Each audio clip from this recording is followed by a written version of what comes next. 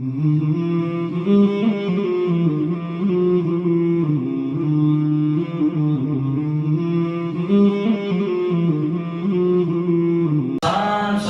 یہ ہے کہ کوئی بھی شخص حضور نبی کریم علیہ السلام پر درود شریف نہیں پڑھ سکتا اس وقت تک جب تک حضور علیہ السلام اسے یاد نہ کر دے۔ کسی کے اندر اتنی ہمت نہیں، کسی کو یہ توفیق نہیں ہو سکتی اور کوئی یہ نہیں کہہ سکتا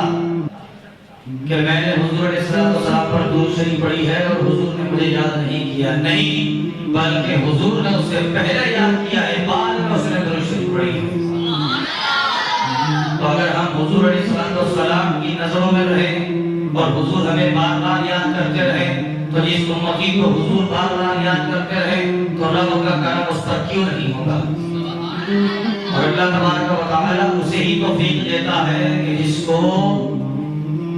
اس کا نبی یاد کرتا ہے، اس کے نبی کی یاد کے بغیر اللہ تبارک و تعالیٰ بھی اسے نہیں دیکھتا، یعنی اس پر توجہ نہیں فرماتا۔ اس پر توجہ کرنے کا مطلب یہ ہے کہ آقا کریم علیہ السلام نے آپ پر توجہ کی۔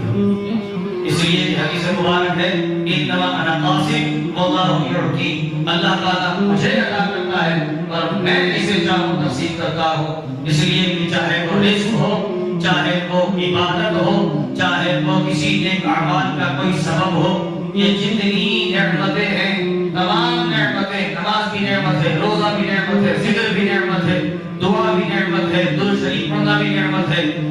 دنیا کی ہر آسائش جسے آپ نعمت کہتے ہیں وہ سب نعمتیں ہیں، اور یہ ساری نعمتوں کی تقسیم کرنے والے آقا کریم علیہ السلام ہیں۔ تو اگر کوئی نماز پڑھتا ہے تو وہ حضور کے صدقے، اگر کوئی روزہ رکھتا ہے تو وہ حضور کے صدقے، اگر کوئی درود شریف پڑھتا ہے تو وہ حضور کے صدقے، اگر وہ کوئی نیک کام کرتا ہے تو حضور کے صدقے، اگر کوئی زکات دیتا ہے تو حضور کے صدقے، کوئی فطرہ ادا کرتا ہے تو حضور کے صدقے، اگر کوئی نماز پڑھتا ہے تو حضور کے صدقے، مسجد بناتا ہے تو حضور کے صدقے، مدرسہ بناتا ہے تو حضور کے صدقے، الغرض کوئی نیک کام کرتا ہے تو وہ حضور کے صدقے، ماں باپ کی خدمت اسے نصیب ہوتی ہے تو حضور کے صدقے، اگر سر پہ امامہ سجاتا ہے تو حضور کے صدقے، کوئی نیک عمل کرتا ہے تو حضور کے صدقے، ذکر اللہ کرتا ہے تو حضور کے صدقے، دعا کرتا ہے تو حضور کے صدقے، اگر آنکھوں سے آنسو جاری ہوتے ہیں تو حضور کے صدقے، اللہ کا خوف لیتا ہے تو حضور کے صدقے، حج جو جاتا ہے تو حضور کے صدقے، اگر عمرہ کرتا ہے تو وہ حضور کے صدقے، یعنی الغرض جو عبادت ہے، جو عبادت کرتا ہے وہ سب حضور کے صدقے ہے،